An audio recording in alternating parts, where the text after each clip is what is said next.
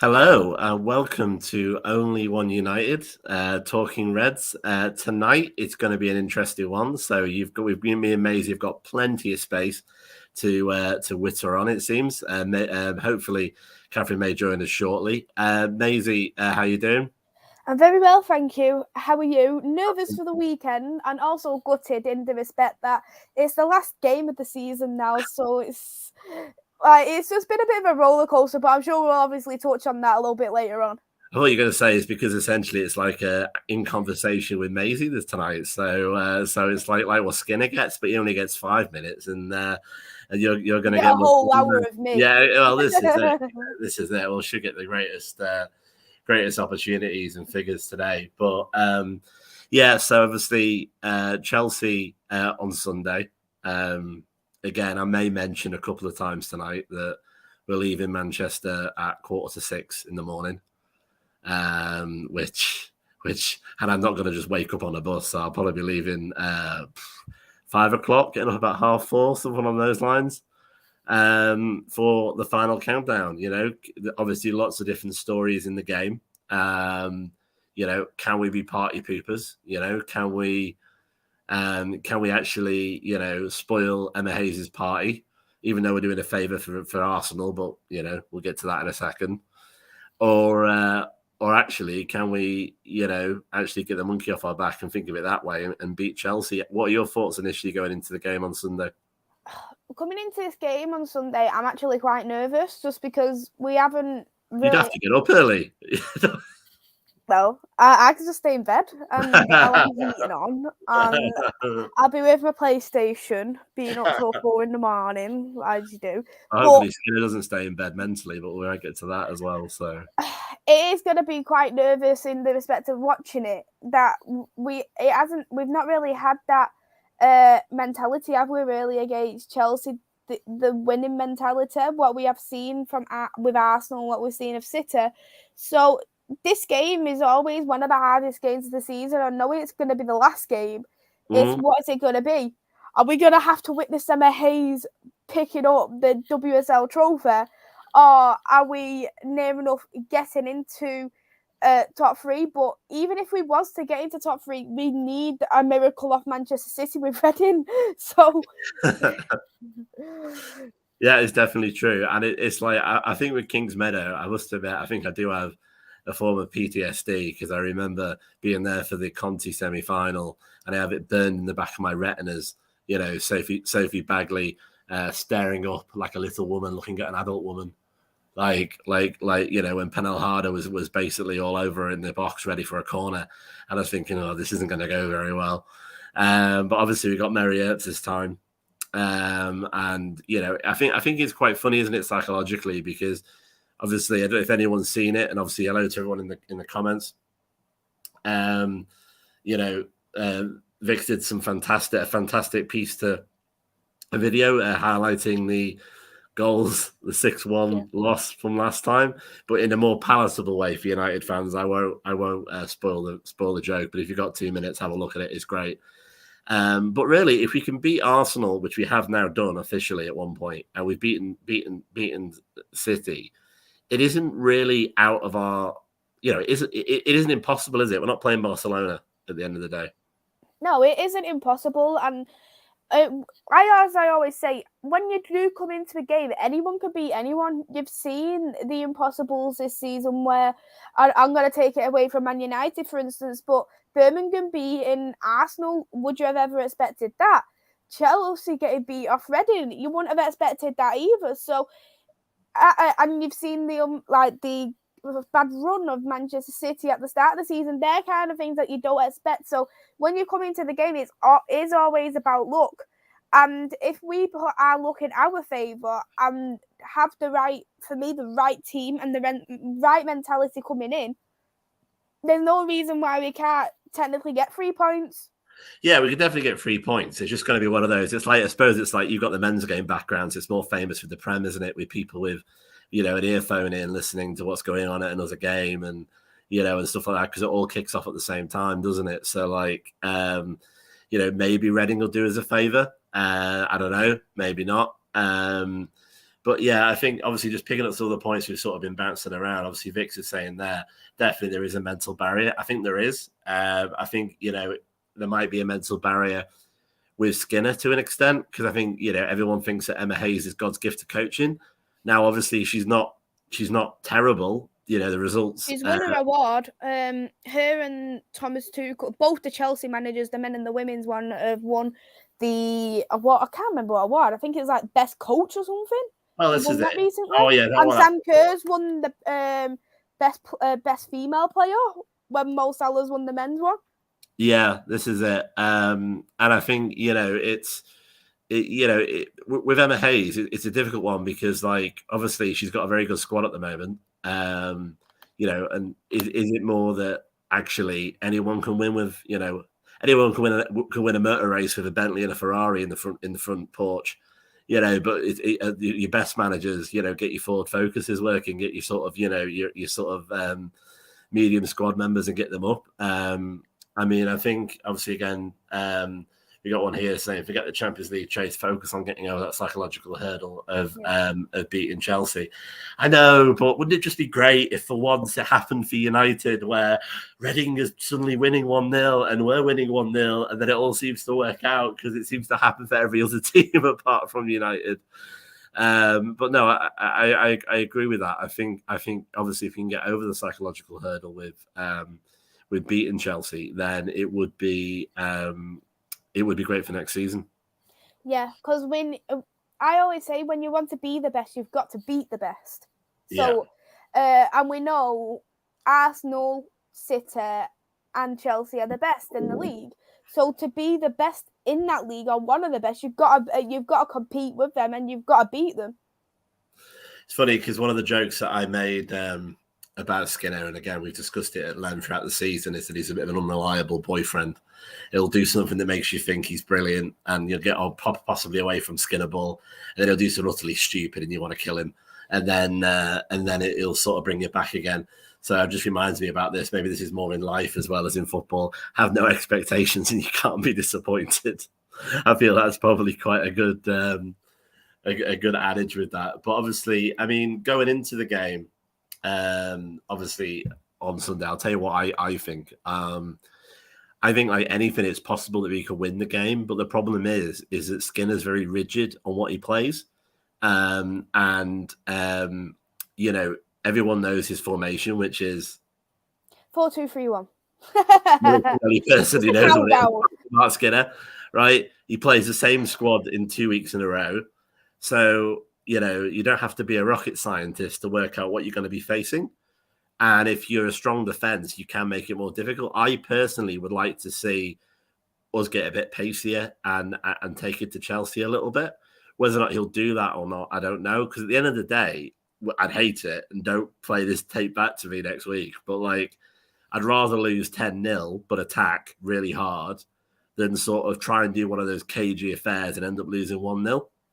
Yeah, I'm one of them where if you put that effort in, I'm one of them. If you put the effort into the game, it doesn't hurt as much as when you don't put effort into the game.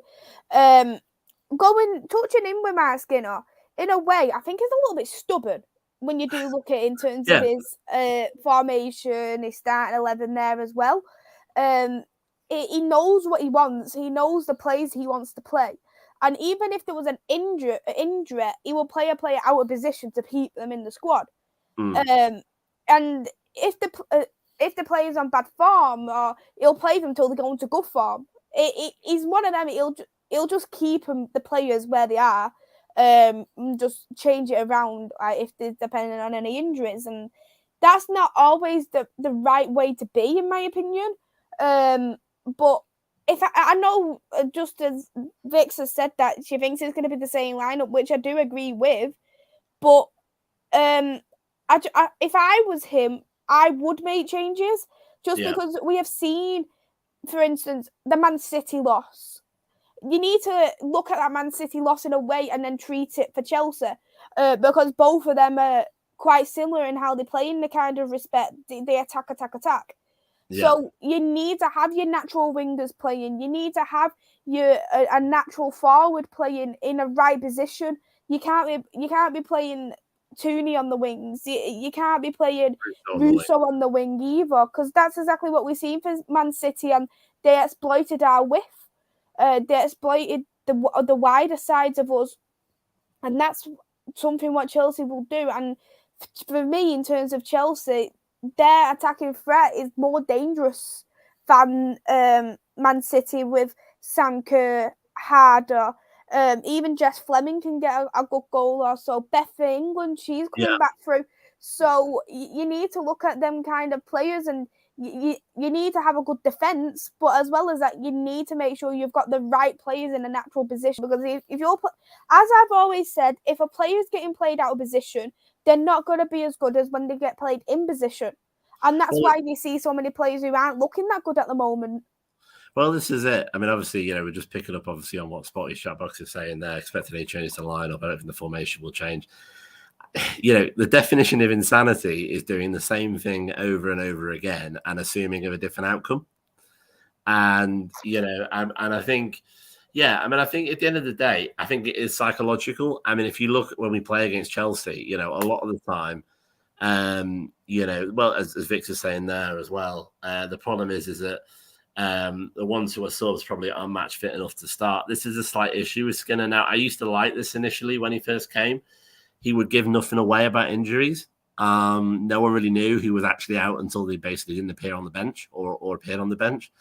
And I think with WOSO, with women's football, it seems to be more common to name people on the bench who actually aren't fit to play in a weird kind of, I don't know if it's meant to confuse the opposition or make them think they could come on at any time. But there has been a couple of occasions where, a player's come back like Brun, and we were like, oh, Brun's back.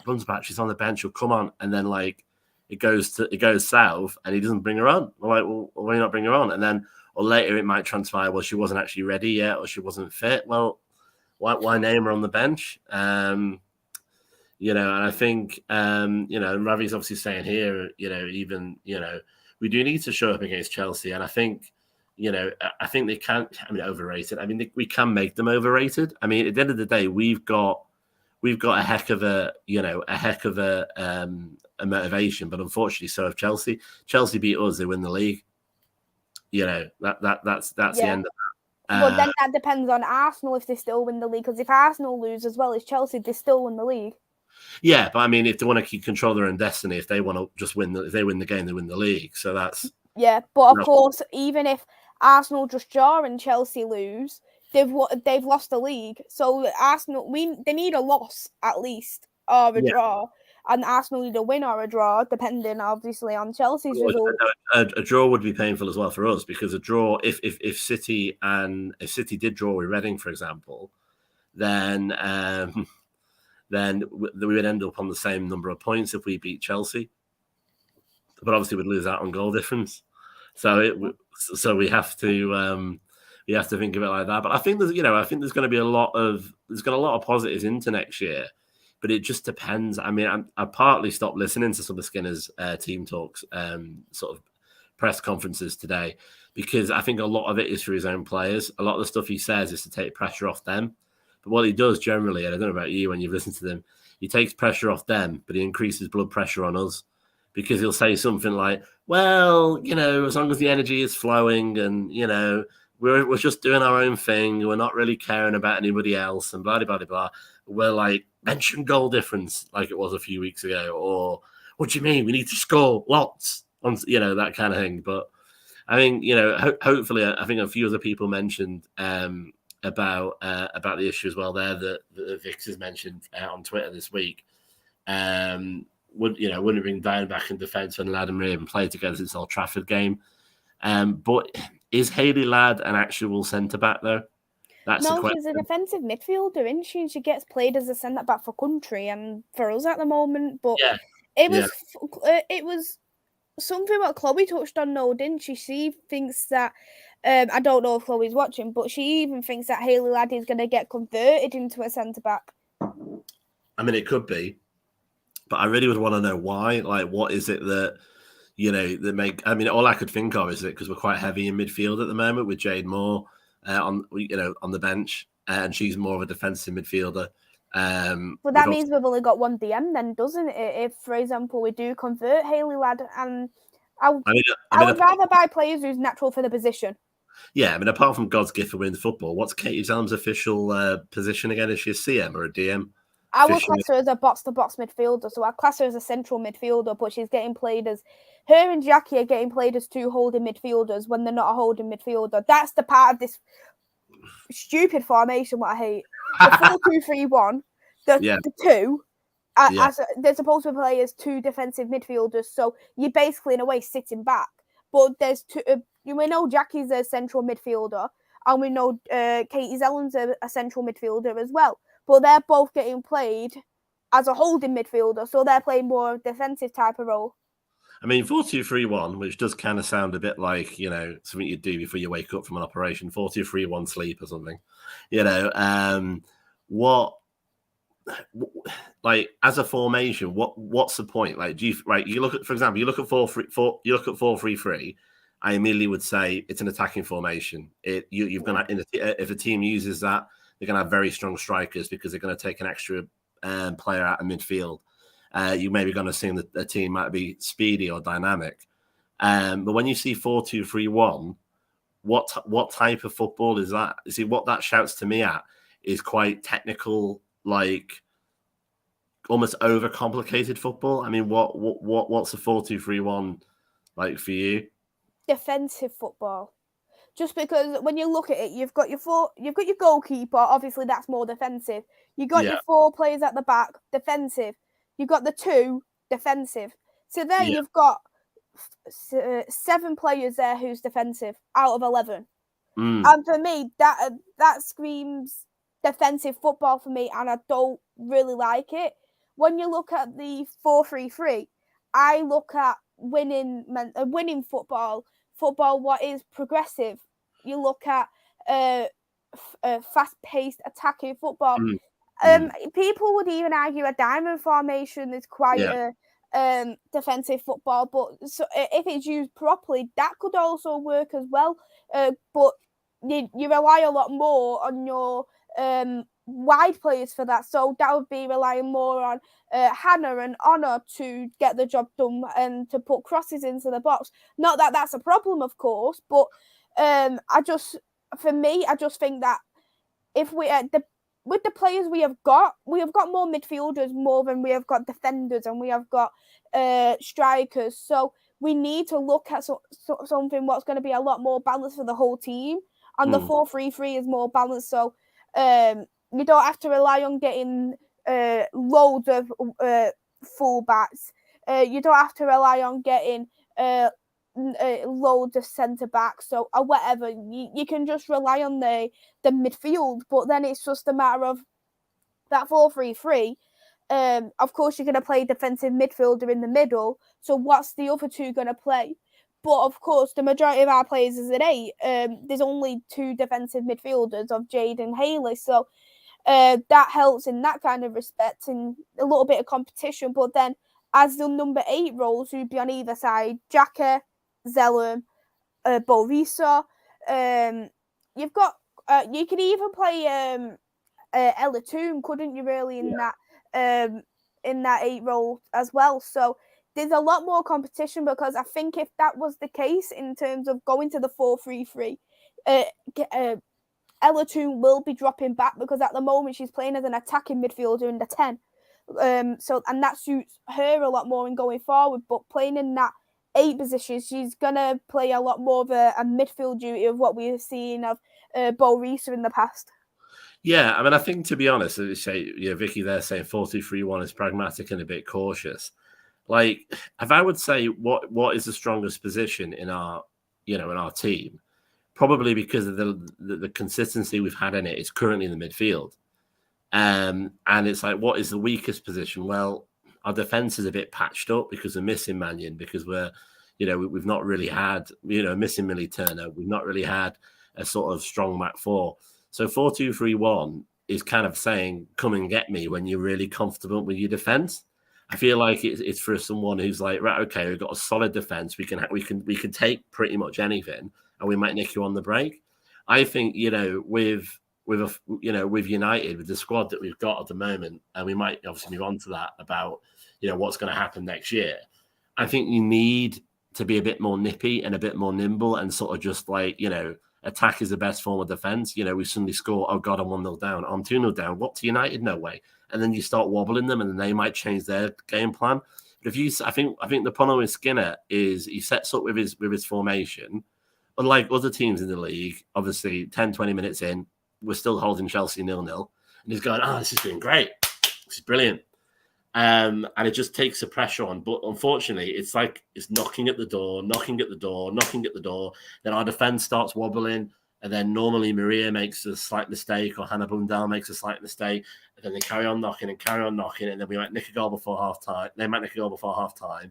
And then it implodes in the second half, because it's a lot easier, I think, to go from an attacking formation, get a goal and then switch defensive, than suddenly be losing and having to suddenly go attacking, because your confidence is down, and because obviously they've already got your number on one thing, so you're not really you're a bit sort of wobbly. And I do wonder as well. There's just some great comments there. I'm glad we got some space for you tonight, because I think it's true. You're very tactically strong, Maisy manager. Thank you, Karen. Says Catherine. I think the thing is, we're just not surprising them anymore. Like Katie Zellem is our free kick taker, and she is our goal. She's our corner kick taker. Now, all right, she scored 3 Olympico goals this season, or 2. I can't remember. Was it 3 or 2? She scored 3, because she scored 1 against City when we lost in the FA Cup, and then she scored 2 against Leicester, but she had 1 ruled out. But it's essentially a party trick. Now, it's great when it works. It's brilliant. But it's like a one trick. It's a one trick pony in relation to a corner. So if you're a strong defense like Chelsea are, they've got a very good defense, and you work out how to, whatever it may be, you work out how to block that trick. What's next? So you put someone on the post, which is essentially the easiest way of doing it. Or you could just put them in the same. You could put 4 in the goalkeeper's net. Yeah. Or yeah, exactly. And the only other way, they've managed to get it for lesser teams is if you put everyone on the edge to stop the in-swinger, then you can have someone in the box and they have to go forward. But these aren't bad defenders. They will go forward in a wall, and they won't, it won't make it easy for the person who's taking the shot. I personally don't know why, and I get Skinner's backing Zellem in everything that she does, but why not switch it up? If Zellem and Borisa are on the same pitch, we might have 4 free kicks in the game. Why not do Zellem takes 1, Borisa takes 1, Zellem takes 1? Why not miss it every single time? Zellem takes it. I can even tell you what she does. Puts a little hand up, looks, kicks it, and misses. So, I think we need to be slightly more.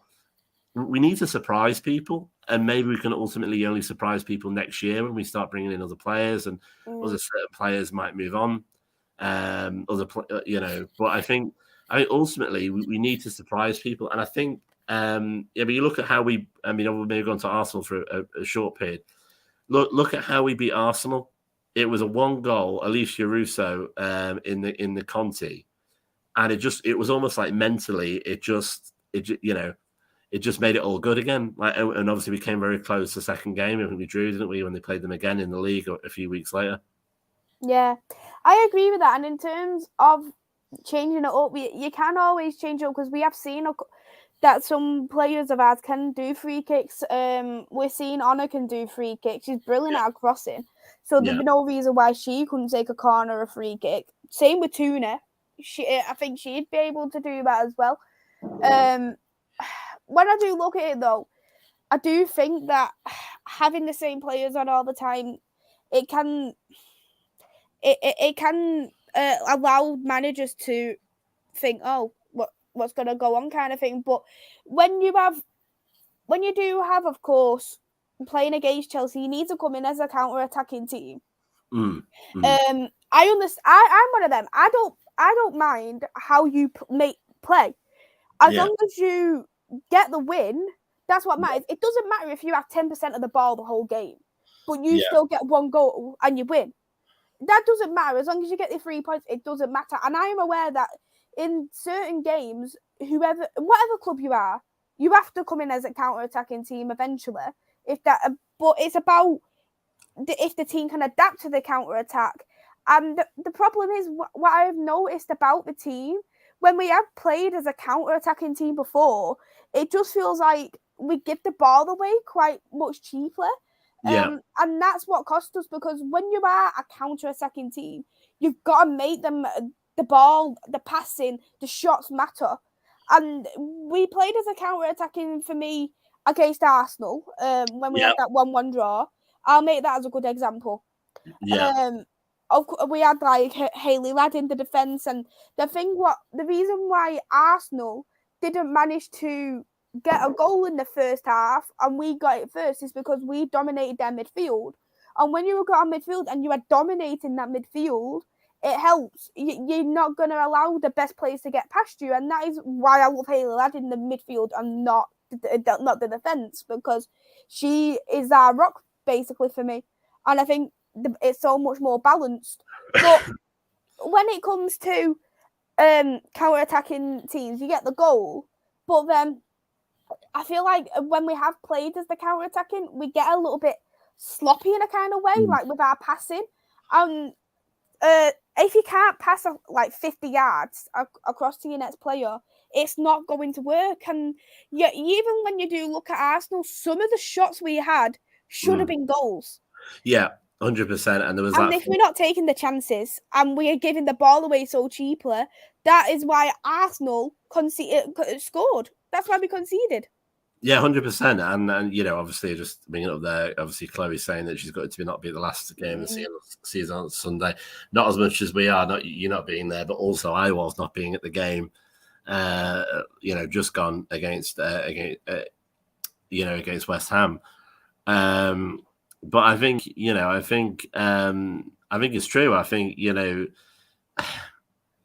I'd be interested to see what happens in summer with Skinner, because part of the time sometimes he says we're on track, and and he sort of says we're building and we're going to make this great club and all this kind of business. But then part of it does kind of feel like he's done some running repairs this season. He's brought in Jane Moore. He brought in Sing the Brun. They obviously wasn't expecting Sing the Brun to be injured.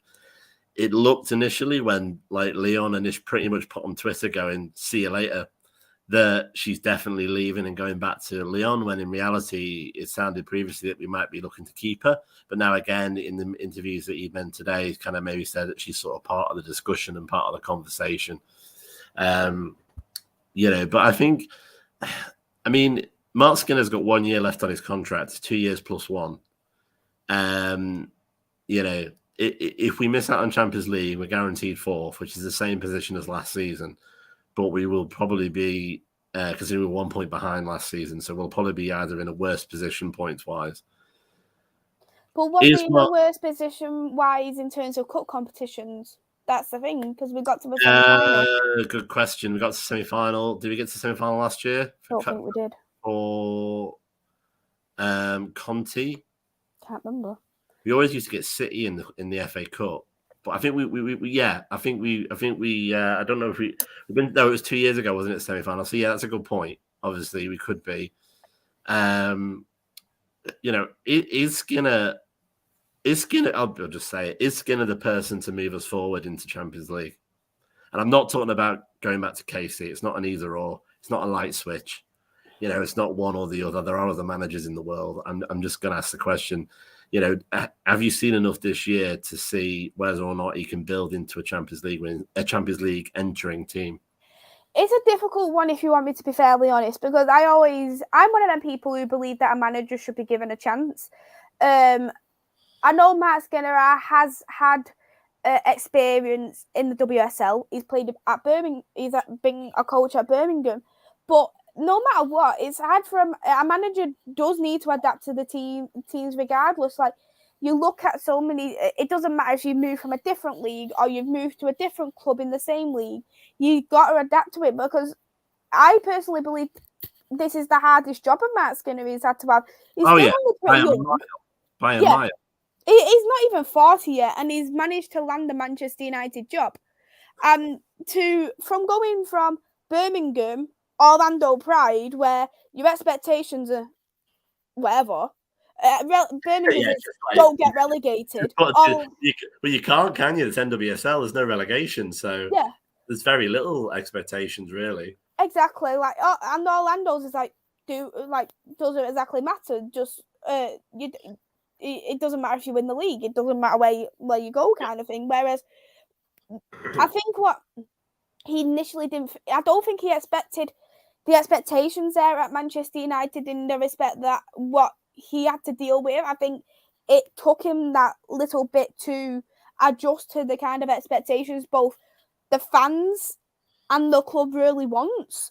And especially not having that Champions League football in the past and knowing that we haven't won a trophy in years, it does make the fans, how can I say, broody a lot more, let's just say, to win something. Because even though third place is not a trophy, third place is a whole different cup what you can win. And I know, of course, there's big dogs in the Champions League. It's still a matter of luck of what you can do. And because you're in the Champions League, you get that little bit of break in the Conti Cup as well. So you manage to go straight through away from the group stages through there. So you look at positives in terms of that. But in terms of Marc Skinner in itself, I think that he does need to be given more than 1 year. He's had, 3 January trainings? As much as I get cranky, I probably do agree. Because who are we going to get if we get rid of Skinner? Especially if we look like a type of club that only gives you a year and chucks you out and you still got the same fourth place. No one's going to like that. So he's only had 3 signings, though, hasn't he? And they've been in January. All the signings he's had, hasn't he? Apart from Jane Moore, of course, hasn't had that much WSL experience. Brun is only very young. Diane, she has come from America. At the time, I don't even think they were playing. So she needed to get back into the full match fitness as well. And I think knowing that you've only had 3, and you've had to adapt to Casey Stoney's team, and you have had to drill to the players, don't play how Casey Stoney is playing, you play how I'm playing. And I think that was a bit of a struggle for me at the start of the season. I feel I still seen signs of that. That is Casey Stoney's kind of play, and you always need minimum a year. So I think for me, it depends on who's going to be coming in for Marc Skinner, and perhaps maybe if he gets more signings, he might even change the formation. You don't know that, but there's still that possibility. He might want to change things up in pre-season. He might allow a little bit more youth to impress him as well. So I wouldn't write him off just yet, but I do expect better when it comes to next season. I would like to do good in a cup run. That'd be absolutely something I'd love. Yeah. To get to Champions League football would be amazing. But as I've said, you need to at least be one of the big teams at least once, in my opinion anyway. Because if you beat one of them, it's a much better chance. Because in the WSL, we haven't beat any of them at all yet. We haven't beat any of them this season in the WSL. Obviously, taking Ravi's question there, we've already been using it quite a bit already. So what do you think the aims are now? Do you think that ultimately, I think personally that as much as Skinner has said otherwise, I think ultimately he probably got signed by saying maintain 4th this season. I'm not saying he deliberately didn't get Champions League. I'm just saying that when they had the initial conversation signing him in the beginning of the year, his target, I reckon, that probably was given is to maintain 4th, steady the ship. I think you can see that by the fact that, he was really quite chilled out about some mediocre performances in October, November. And it was only when we started putting some heat on him that he suddenly decided to sort of kick in a little bit. And he looked a lot older than when he first arrived. But I personally think that maybe next year the ambition will be 3rd place. And, because what I haven't worked out yet is, almost what does Marc Skinner know that Emma Hayes doesn't? at the end of the day, or that the Arsenal manager doesn't. This 4-2-3-1 double backflip, complicated this, that, and the other. If it was so good, all the top teams would be playing the same formation. Yeah. You'd be able to roll off the tongue 4-2-3-1 like somebody, maybe be able to roll off 4-4-2 or 4-3-3. And it's essentially, I think the question we've been asking, isn't it, in this sort of segment really is it the man? Is it he's putting the wrong formation together, he's the wrong technical way to win? Or is it the squad? Is it actually, he wants some chances to sort of freshen it up, get new people in? Has he lost some people in the dressing room? And I think a lot of these answers are going to be made in summer, I think, aren't they, ultimately? Yeah, I'm actually looking at Barcelona's, I'm just going to compare it to Barcelona's. Barcelona's lineup plays as a 4-3-3. I know Emma Hayes had to fix up the formation a little bit this season, but she hasn't fixed it up massively to the point where she's changing the midfield. And that is the thing, what is the most difficult thing to change, in my opinion, because you can have more of an unbalanced defence or a more unbalanced attack, but if you have a perfect midfield, you're still going to have more of a chance of success because, as I always say, in a starting 11, the midfield is always the key. It's the core. And if you have a midfield that dominates the other team, it's more guaranteed success. And that's what Emmett Hayes has done. Even though she might have changed to a 3-4-3, she's still got that 4 in the midfield to rely on to help out. The only teams I really see playing this 4-2-3-1 is in the men's team, Bayern Munich. Yeah, of course, a lot of people who do watch the men's game knows of Bayern Munich, how big of a club they are. They've won their 10th league in a row. 10th league, and so they've won it 10 years on a trot. That's the only kind of success I've seen of the 4-2-3-1. Apart from that, you look at the likes of even, how could I say, look at the men's team, Man City, they use the 4-3-3. You look at Liverpool, they use 4-3-3. And if you look at the women's game as well, they use a 4-3-3. I know Arsenal use it quite regularly, but they do change it now and again. Because when we were seeing in the previous game against Aston Villa, knowing how the team plays, they changed it to a 4-4-2. And that's what really, when you are playing different teams, you need to change your players around depending on what suits the players the team a lot better. So, for instance, with Aston Villa, we noticed that they do rely on the low block quite a lot. So that's why you need to rely on a proper core defensive midfielder on the pitch, like Hayley Ladd. But for instance, if you was to play the likes of Birmingham, you could get away with a little bit more of not playing a defensive midfielder because they're so open. Yeah, completely. And obviously, if we put it on there, we need more team speed for one. Completely. I mean, the thing that if I close my eyes and think of what type of United team that I want to watch a team that's fast. I want to watch skillful play, typically winger play. One that essentially takes it from one end to another. And let's be honest, everyone has. I don't really follow the men's game, but obviously historically I've watched bits. If you look at Spanish teams play with flair. Italians a bit slower. English typically is a bit more physical. If you sort of close your eyes and say, "What do you think of a fantastic team to play," or think of the way you want to see football, the German method isn't necessarily going to be in the top 10 of what you want to see as a fan. And I think that's the interesting discussion, isn't it? Obviously, that we've been having tonight. I mean, I really just hope that, if we can beat, you sort of got different scenarios, isn't it? We beat Chelsea.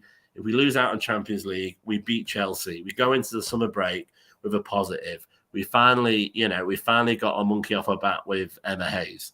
We had a nice little thing about not giving them the league, because obviously they would lose the league if we beat them. We've got memories of going to Kingsmeadow and getting a result. I think all of that would build quite well for next season. I think also, Sporty here was saying, do you think Skinner will look to get the ins and outs sorted early to get him a full pre-season with his squad? Apparently not, because obviously he mentioned today that he doesn't really mind as long as he gets the players. which again, I'm not really too sure, what that is, because obviously you'd want your group together.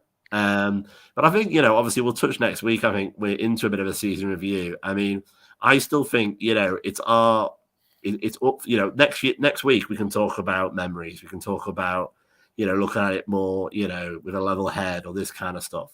But, 20:56 on a Friday evening, I just want to blooming beat Chelsea, please.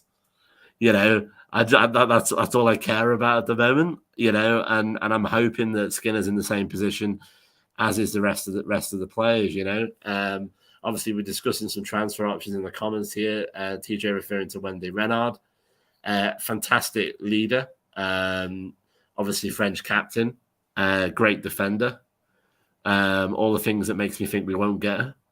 Out of contract with PSG in the summer, apparently, as well. It just seems a bit rudderless, doesn't it? It's kind of like, for me, it's kind of like, Skinner's come in. I've always said, and I've said this all year, that when he came in, he got given two options. Do you want a weak defence or a weak attack, at least till January? And he took the option to have a weak attack, hence with this whole false nine business with Alatoon. So we did all right in the first sort of part of the season. And then in January, it was like, right, okay, I'm going to sort out the attack. We're going to get Stina Blackstenius. Oh, no, we're not. Oh, God. We better actually try and find us. Anyone know any strikers? Yeah. There's this kid at Lyon. Oh, brilliant. Oh, do you reckon she might want to? Yeah. Oh, cool. So we got her on the final day. We got Diane Caldwell, who, I'd love to have got her earlier in the career, but again, we seem to have got her at the twilight of her career. And we got Jade Moore, who seems to have been at least 3 months away from fitness before when we bought her. So it kind of feels like, Skinner's like a guy where he's just suddenly realised he's cooking tonight and he hasn't got any food in. So he's run to the supermarket and go, "Grant, I need some of this, I need some of that, I need a defender, I need an attacker." And then he gets home and he realises he's bought 15 spatulas and he hasn't actually got what he wants. And I'm hoping in summer he can sit down and actually plan and fix, some of the holes that he's got. I mean, is there any obvious things that you would do in relation to squad? Because obviously some of it could be forced. I mean, Anna may go. Hopefully not. We have an option on her. But just for argument's sake, let's just pretend that it's done well, and let's pretend that we do get the option on her. To say Anna and Jackie stay, which is a big if. What other areas would you look to strengthen at? To be honest, even if Anna does stay, I'd still strengthen in the fullback position. I do think we do need another fullback. Kirsty Smith hasn't been exactly fit all season, and Martha Harris, who's supposed to be a fullback, hasn't even played. So don't get me started on Martha Harris. Honestly, I don't understand the point of Martha Harris. What is the point of Martha Harris? It's like a thought experiment. If a tree falls in the forest, does it actually make a noise if no one can hear it? If Martha Harris is in a kit, will she ever play? I don't. She's one of our squad. We always back our players, but I don't understand really what the deal was there, and I think in summer she'll get moved on personally. Yeah, I definitely do think we need another wing, a fullback anyway, because we need one of each. To be honest, if Millionaire still existed, you'd win money if you knew what Martha Harris's position is, because it's been that long since she played. It's quite hard to remember. Yeah, exactly. But a winger, we need because we are. I think that Hansen is going to be going, so we need a winger. And I'm sick of playing a centre forward in the right wing. It's really annoying me.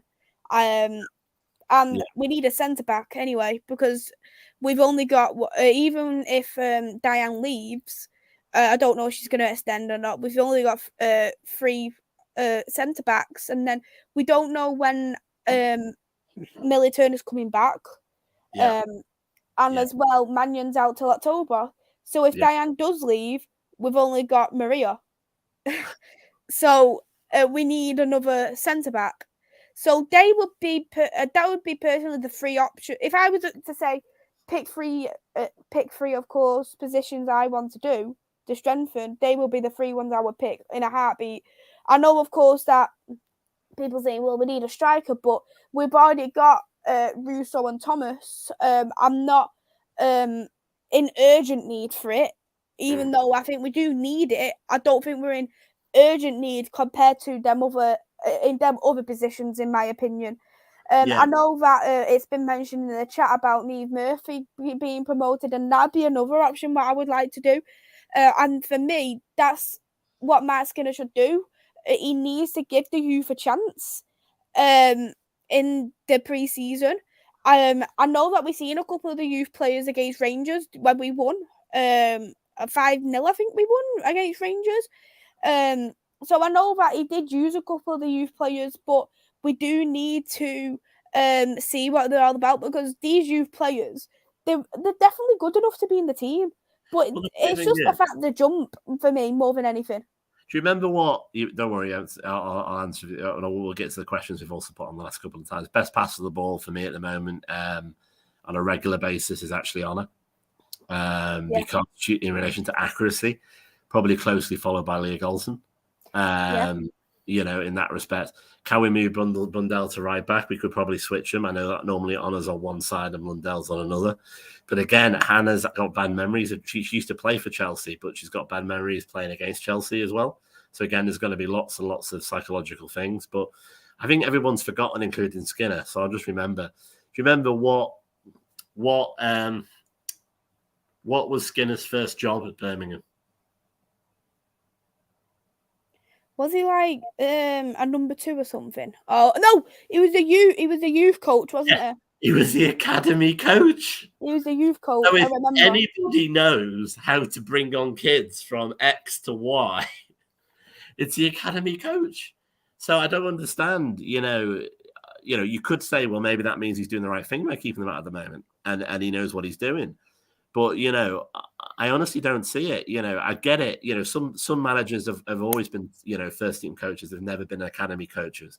It's a bit of a mystery to them. They leave it to people that specialize in the youth. But he's been an academy coach. So I don't really know why he's not thought about them as an untapped source, really. And obviously, there are some options if Honor goes, do a swap deal with Barcelona as well. Another loan deal with Brunn. See, I might make myself unpopular here, which if anyone's watched any of the previous programs shows that I've done, I'm not normally that scared about doing, but I've not seen enough with Brunn, to be honest. Because she's been injured. I appreciate it's not her fault, but I personally wouldn't fight to keep her at this point. I would definitely get somebody else if we lose her. And I know she's got a great sort of like highlight wheel for wherever she was, Brøndby in Denmark and obviously, Leon. But I personally wouldn't fight for her because at the end of the day, we've not seen enough in the 6 months, and they're not going to give it us for free, are they? Mm-hmm. Yeah, but we know with Brunn now how brilliant she is. She's won like the best player in Denmark, and I know it's going to be hard for her to get into that Lyon team with the players that they do have. They've got some magnificent strikers, but for me with Brunn, I just feels like, how can I say, she's been played in the wrong games, because the games we have seen mostly Brunn of are against Chelsea and Arsenal. And for me, what I have noticed with Brunn's a lot better when she has space. And that's the same with Russo. I think she's a lot better when she has space. When the opposition's defence is a lot more open, it helps. I think it helps both of them. But in terms of Thomas, she's much better in narrow spaces.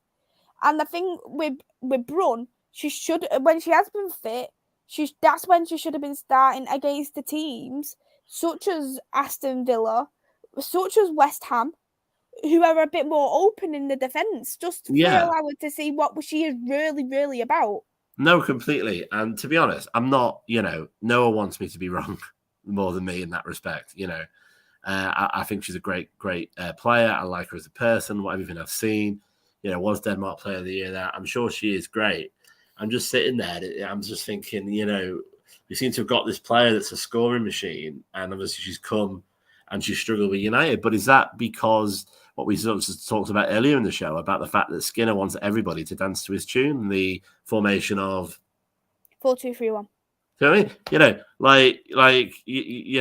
and maybe that's kind of the issue. But I think, TJ there saying Thomas can fit is just only in home games. You know what with Thomas, right? And you look back earlier in the year, and I wasn't necessarily singing her praises. I wasn't necessarily criticizing her. She's a little bit like Madeira Cake. I didn't really have a view.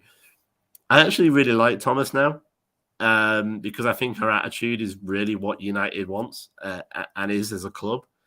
And her attitude kind of is like, I'll show you. She's very dogged in a game. She gives herself. Until if she's subbed off until the end of or till the end of the match. She's a big critic of her own performance. Any time where I can see, she hasn't played brilliantly. It's written all over her face. She's not. I'm not going to name her, but I think everyone knows she's not going Hempo. Woo! I had a big smiley face and like looking like she just won the lottery when she walks down the pitch. She's got. She looks upset if she's done badly.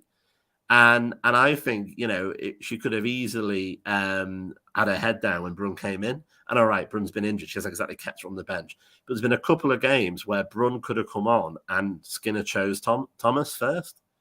So I do like her attitude. I like that sort of doggedness that she has, this sort of I'll show you. And she's getting a few more goals as well. I think that's that. So I'm actually quite happy with that. I think, to be honest, just like Mannion, where, let's be honest, we kind of got her at a discount because of her previous ACL issues. And until recently, unfortunately, when she re-injured it, she's almost world class. We got it was a fantastic buy. We would have got her a discount because of the knee, but we were paying dividends. And, arguably we've got another captain in Mannion as well, ready to go. She's one of our best defenders. Unfortunately got injured, later in the season, but again, could come back. I think, Thomas was very injury prone for West Ham, also has been injured as well this season. But I think ultimately, she could be another Mannion. She could be a Mannion of attack. She could be, someone we got at a discount because people might have looked at her being a bit injury prone.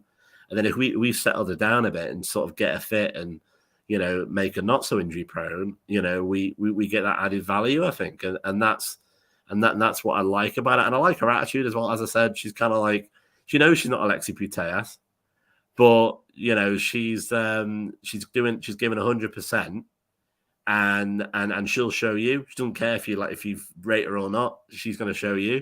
And I think that's maybe why she's obviously getting in with Scotland as well, isn't it, in the international stage? I completely agree with that. Thomas has definitely improved because she is quite injury prone. And it was the game for Everton. Do you know Everton away? I believe that was in the Conti Cup, and that's when we started to see that a little bit more of Thomas. And I think she's been absolutely brilliant. There has been times where I think, Thomas, why have you not finished that? But it's hard for some players. Players do miss. We've seen Ella too missing some right sitters this season as well. We have seen Katie Zellen where she could have had a couple of shots and missed it. But players do miss. I'm sure back in the earlier days of Frank Kirby, she wasn't even that good in her first season for Chelsea. And look at her now. I'm obviously not going to compare our players that they're going to be just like Frank Kirby, but you just got to allow the player time and hopefully they get better. But I feel like in terms of the coaching, there could be something more what could be done for the players who are quite injury prone. Maybe some kind of different development compared to the others just to prevent the chances from getting injured in future reference, because we know Mannion gets injured a lot. We know that Thomas is quite injury prone as well. And Hayley Ladd, she gets injured quite a bit too. So we need, I think in terms of them type of players, we do need to have some sort of different development plan, just to try and help him prevent the injuries, because we know our squad's pretty thin and injuries can cost us. It cost us last season. Arguably, they've cost us in some games this season. So we do need to look at what we can do differently to prevent these injuries. I know that not all of them can be prevented, but I think that in terms of the players who are injury prone, we need to look at something different. Yeah, and obviously we just put on there about top scorers. Hopefully Russo will get some more this weekend. Thomas has scored 4. But obviously she was injured as well. I think obviously we've looked quite a lot at Skinner tonight. We've touched obviously on the game at Chelsea as well, and and I do see an opportunity. I do see a chance we could win it. It's not. It is possible we could win against Chelsea. But I think one of the things we need to look at, and maybe this is bouncing a bit of a strange segue, but we spent, nearly an hour now, obviously going through everything. We've got people in the comments. We're all really, really passionate about women's football and the opportunities. So I couldn't help but sort of bring up a tweet that sort of went semi-viral on WOSO Twitter, so to speak, from Chris Paros. A fan eyes view of the women's game and what we should be fighting hard to maintain as the game grows. Obviously, we're passionate. We're doing it paid to do this. We're doing it for fun. Everyone's watching for fun, and I love the way the game is going.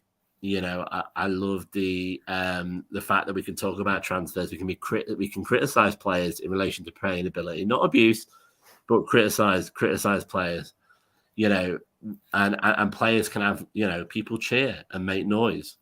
But obviously, I'm not going to read the whole thing because it's a little bit long, to say the least. But this was somebody who stated, and I quote, "We support our teams at all costs, but not to the detriment of the opposition. Rivalry, sure. Incandescent anger, not so much. And this is the anger that we sadly find supporting the men's game week in, week out.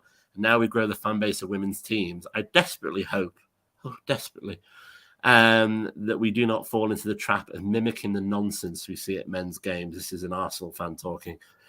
Spurs fan talking, sorry. "At the Emirates last night, our players were booed when taking a corner. When does this happen at women's football? Some of our fans tried to do the same. Now, I'm no fan of the other lot from Seven Sisters Row, but I can recognise the women's football in this country would be nothing without them. So I think they should be afforded respect. Also, we don't have to denigrate the other team. Let's love our team and not hate the opposition. It's not the spirit of the women. It's not in the spirit of the women's game. It's not ladylike." Oh, sorry, she's not saying that. "It's not in the spirit of the women's game. And I'm worried that we're going to repeat the mistakes of the men's game." I heard children last night. Oh, think of the children, Maisy. "Regurgitating the nonsense we get in men's game, and we need to work out how we disseminate the spirit, humour and camaraderie we developed over many years to new fans of the game. I'm sure we can attract people to women's football who haven't been to football in the past and get them hooked on brilliant play, the fantastic characters and the energy and spirit we're talking about. The beautiful game. Women's football is special. Let's keep it that way." What a load of rubbish. All I'm going to say is I praise you for reading that without getting out of breath.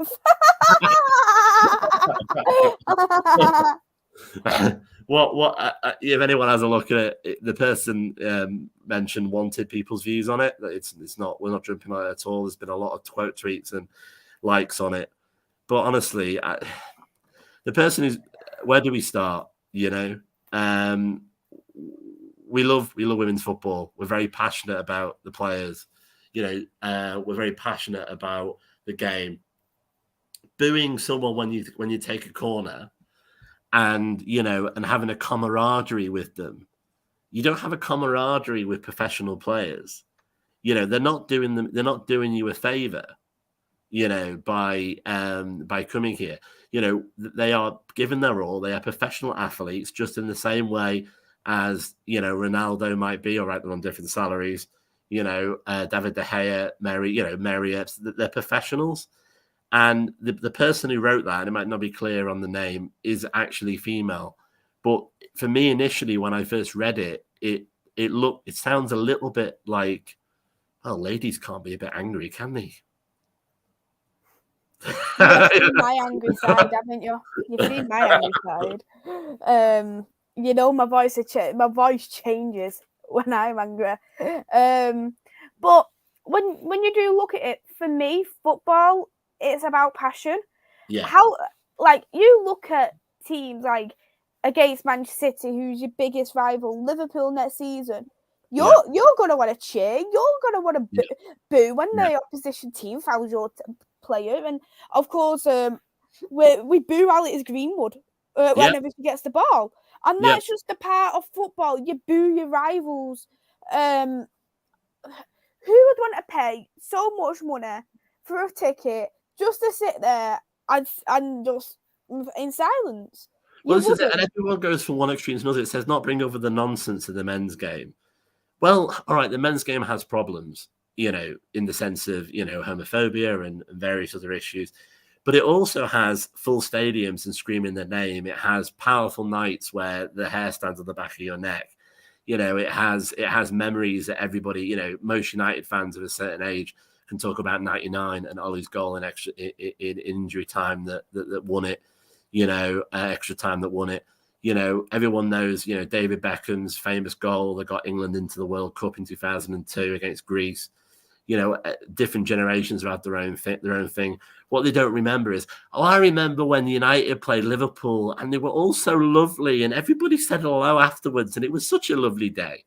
That isn't football. That it doesn't provide you with, with what you want. And as obviously Sporty says here, you're going to football to back your team loud and proud, battering the opposition if needed, but you're not going to sponsor silence. And what I don't like about the comments in those tweets, and we as United fans, we literally met them in the whole country since we started 3 years ago. There is this view where women's football was great until you lot came along. We all knew each other. We could all fit in the same car. There was four of us watching. We had sandwiches on a hill. There's no TV, but there was also no money, and there was no support for the players, and there was no career for women, and there was no respect, and they didn't even have their own shirts because the clubs wouldn't give them the female cut shirts, so they were wearing men's shirts. I am going to fight until my last breath, which, based on, as you say, what I'm recovering from, might come a bit quicker.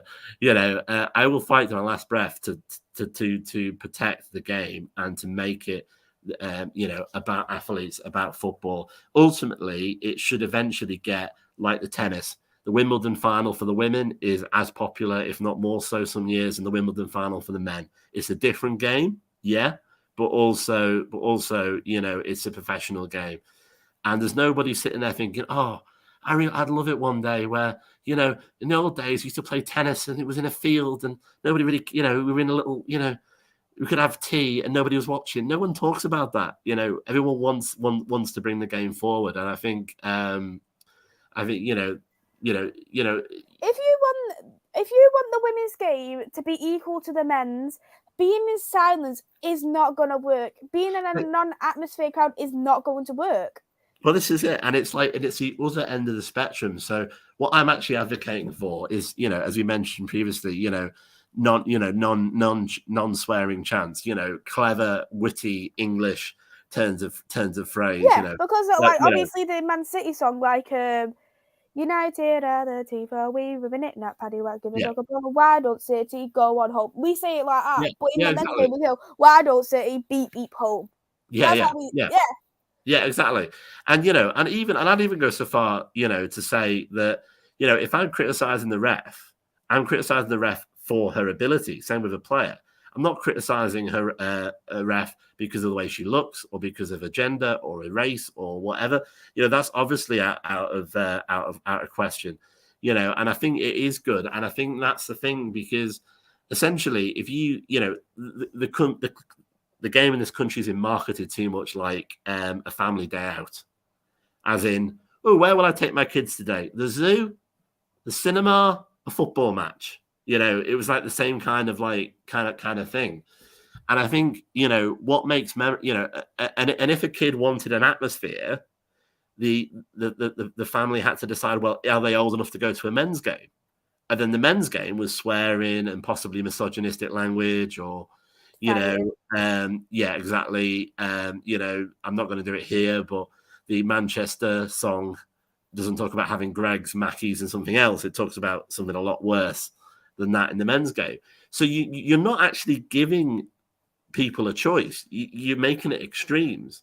Whereas the more we bring the women's game to a safer, more inclusive version of the men's game, the more we will get people going, because you will get the families, but you will also get the football fans, and they'll be inspired by us, won't they? By us as fans, and by seeing their own players and by the connections that you get in the women's game. Like, one of the things I do agree with what she said is, there is a connection and there is something special about the women's game.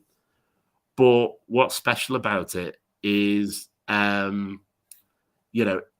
is the fact that we have a connection. But we have a connection because we respect them as athletes.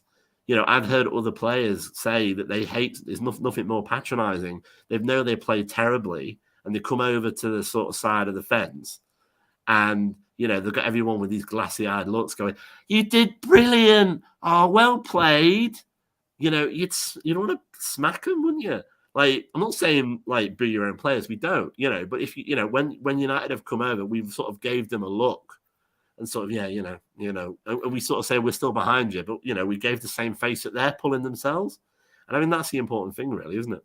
Yeah, I completely agree with that 100%. And obviously, kids enjoy being part of a tribe. We all look after each other.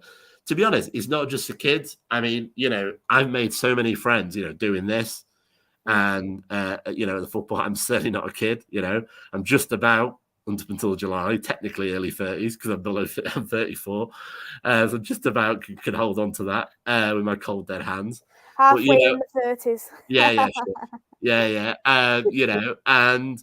And the amount of friends and the amount of ways I've been myself, and I got the tribe you make as fans, it happens at any age. And I think it's what makes football special. And, I'm not ragging on this person. She wanted her own view.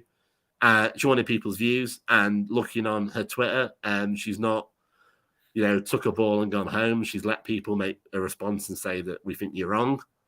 And hopefully that'll be listened to a little bit. Mm-hmm. And obviously, as Barry mentioned, it took me all year to realize that it was Greg Meckers and United. Let's not say what it could be the other way. But obviously, we've done a bit of a love letter there to the women's game. We're both very, very passionate about it.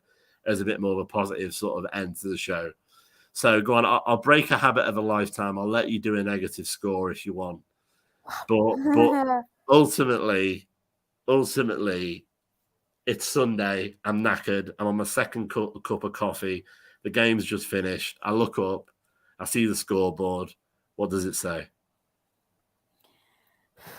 Should I go in my head or my heart? Depends how mean you want to be, Maisy. I've just made. Remember, I said you can be as mean as you want. Go on. Tell me. My heart goes for 1-1. 1-1. Okay. But my head goes for a loss. Okay. My head goes for a 2-1 loss. 2-1 loss. Okay. And you think what, 1-0 and then they got one back towards the end, or? I think what it'll be is that they'll score first, then we will score, and then they'll score again. Right. Okay. So it'll be a bit like ping pong. I hope so. Oh God, we've got it in the show now, but we haven't even spoken about Abigail Byrne, the whatever her name is, the referee. I think I know she's definitely Abigail. She's Abigail, she's the worst referee on their books, and she's probably going to torture us as well. But we'll just have to see what happens. Head and heart for me. Obviously, some of the scores coming in as well. 2-1 United. Appreciate that, Barry. 2-1 United. Chloe understands. Head says 3-1 Chelsea. Oh, Vix, you're getting up early as well. You're going to be there as well, and you're still saying 3-1. Oh God, I can just see it. Heart 2-1 United. Yeah. Maybe it'd be heart attack if it was like 1-0, 1-1, and then 2-1 to win it or something like that. Okay, so heart and head for me is heart. Maybe 2-0. Maybe actually we managed to confuse them. We get maybe a couple of Russo goals, and then they start remembering, oh crap, we need to beat United to win the league, and maybe they do a bit of wobbling. Maybe that I would say is heart. Head 3-0 Chelsea. Oh, that's going to be fun. I did it the other way around because I would have ended as a positive on that. But anyway, thanks obviously for all of the time in the comments, and as Vic's pointed out, Agreed with it. We will. I'm going to be there. I know obviously a lot of people would be. TJ there saying, my head says we aren't very good on the road. My heart says that we are a chance regardless of any stats. Yeah. So, well, it'll take a couple of days, and we'll know. And obviously we can come back next week and pull it apart, and also think about a bit of a season review. So, obviously we got your money's worth today, Maisy, didn't we? With a sort of more of an intimate show tonight, but but it's been fun, hasn't it? It has. I've really enjoyed it. And how we managed to still speak for over an hour. This is it. Can't shut us up. Exactly. And obviously you mentioned it there. So obviously you regular on our channel. We love you to death. But you can also see you on other channels. So what would that be? That's my YouTube channel, Devils United. I do Manchester United content for the men and the women's football. I'll be doing a watch on for the men's game tomorrow. Oh, I'm dreading it. Well, if 1 hour, 11 minutes and 35 seconds isn't enough of me and my wonderful takes on the women's game, my personal Twitter account is @AJO_87. But I have a feeling you've probably had enough for tonight. So obviously, thanks everyone in the comments. Thanks for your time, Maisy. And that's it. Thank you so much.